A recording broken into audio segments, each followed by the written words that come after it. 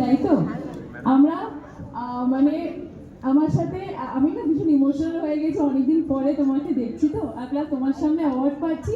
এটা আমার জন্য ভীষণ ভীষণ ভীষণ একটা ইমোশনাল একটা জায়গা।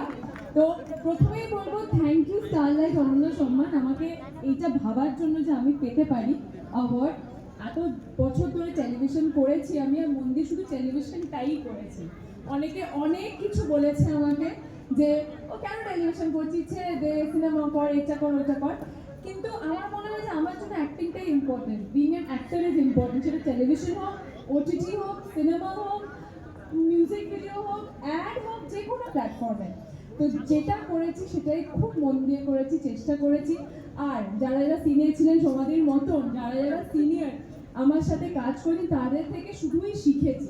তো থ্যাংক ইউ তোমাদেরকে শুরুতে পাওয়ার জন্য। আমার লাইফে, আমার ক্যারিয়ারে কোনোদিন নিজে অ্যাক্টিং শিখিনি।